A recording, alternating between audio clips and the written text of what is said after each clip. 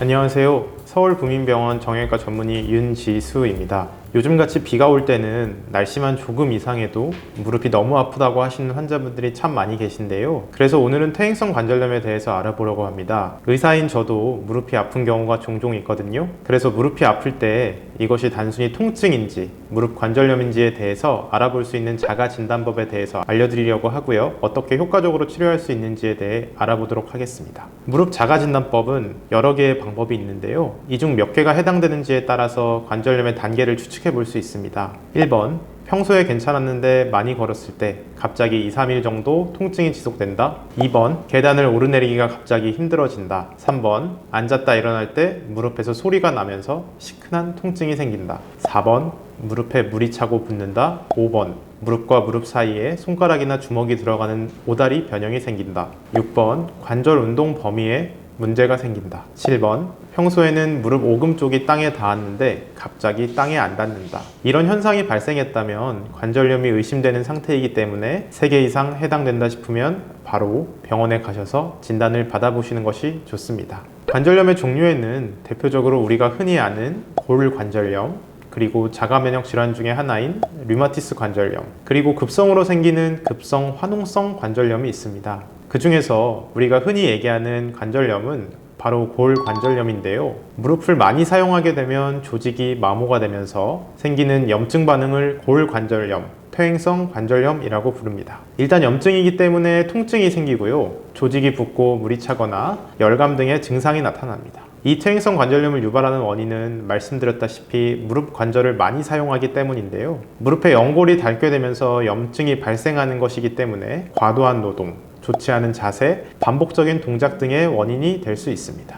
연골이 다시 재생이 쉽게 되면 참 좋겠지만 연골은 우리 몸에서 특히나 재생 능력이 굉장히 제한적이라고 알려져 있는 조직입니다. 그래서 이 연골을 재생시키는 것이 탈모 치료처럼 의학계에서는 상당히 큰 과제 중에 하나입니다. 즉 쉽지 않다는 이야기지요. 물론 방법이 없진 않습니다. 자가 연골을 이식한다든지 손상 부위에 미세골절을 일으켜서 새로운 연골 조직을 형성하게끔 유도하는 방법 등이 있고요. 줄기세포를 손상된 연골에 주입한다거나 PRP 치료라고 해서 즉 혈소판 풍부 혈장 주사를 손상 부위에 직접 주사를 하는 식으로 손상된 연골을 치유하는 연구가 진행 중입니다. 그러나 아직 상용화가 되고 수술을 대체하기에는 갈 길이 먼 이야기입니다. 어쨌든 이 연골은 관절이 부드럽게 움직일 수 있도록 윤활 작용을 하는데요. 이 연골은 콜라겐과 여러 가지 물질이 섞여서 생성되는데 이 뼈들의 사이에서 계속적으로 충격을 흡수하다 보면 퇴행성 변화가 생길 수밖에 없습니다. 콜라겐 조직의 변형이 생기면서 콜라겐이 줄어들고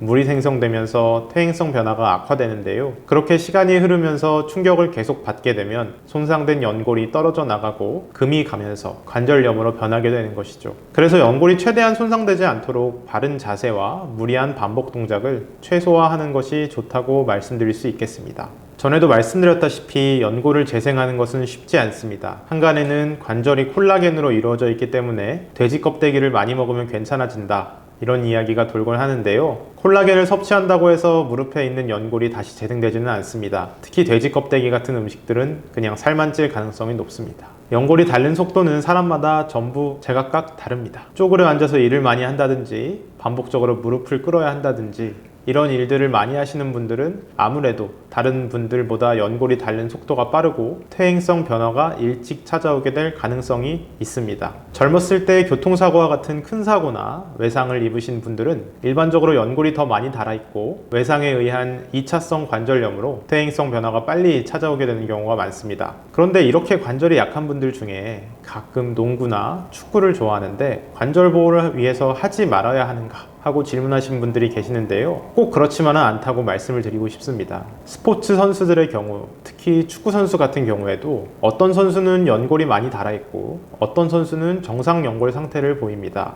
격렬한 운동은 순간적으로 무릎에 급격한 에너지 변화를 만들기 때문에 이러한 충격들이 과도하게 누적되면 아무래도 다른 일반인 분들에 비해서는 빠르게 닳을 수 있겠지만 꼭 그렇지만은 않으며 개개인마다 차이가 있습니다. 그래서 너무 격렬하게만 하지 않는다면 관절 건강을 유지하는데 더 도움이 된다고 볼 수 있습니다. 특히 스트레칭이나 수영, 요가, 자전거 타기 이 4가지 운동은 관절 유연성, 강도, 균형을 개선하고 관절에 부담을 주지 않으면서 관절 강화에도 도움을 주는 운동들입니다. 이 운동들은 관절 움직임의 범위를 넓히고 근육을 강화하여 관절을 더 지지하고 보호하며 스트레스 감소, 체중 감량, 심혈관 건강 향상 등의 추가적인 효과를 얻을 수 있습니다. 결국은 무릎이 아프시면 병원을 찾아가서 이것이 관절염인지 아닌지를 꼭 체크하셔야 합니다. 만약 관절염이라는 진단이 나왔다면 관절에 좋은 운동을 꾸준히 하고 물리치료 등으로 연골의 건강을 유지하고 관절의 기능을 개선하려는 노력을 하셔야 합니다. 그리고 운동뿐만 아니라 식습관도 관절 건강에 영향을 주는데요. 오메가3 지방산은 염증을 줄이는 데 도움을 주고요. 시금치나 케일, 블루베리, 딸기 등에 들어있는 풍부한 항산화 성분도 세포의 산화 스트레스로부터 도움을 줍니다. 특히 이 연골은 산화 스트레스에 굉장히 민감하기 때문에 이런 것들이 필요합니다. 비타민C, 비타민 E는 연골의 건강에 도움을 주고요. 칼슘과 비타민 D도 뼈의 건강을 유지하는 데 크게 도움을 줍니다. 그리고 식이유황이 있는데요. MSM이라고 하지요. 우리가 관절이 아플 때 온천을 가는데 유황 온천을 가는 이유가 바로 관절에 황 성분이 좋기 때문입니다.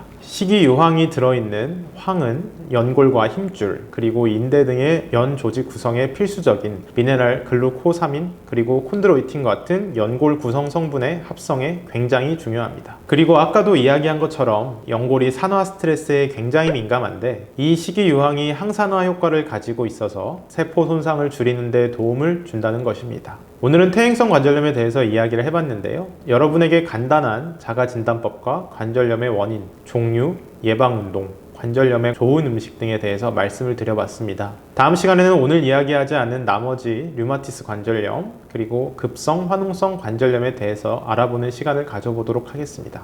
여러분의 건강하고 행복한 일상을 위해서 서울부민병원이 함께 힘쓰겠습니다. 앞으로도 계속해서 유익하고 재미있는 내용들로 찾아뵙겠습니다. 구독과 좋아요, 알림 설정 감사합니다.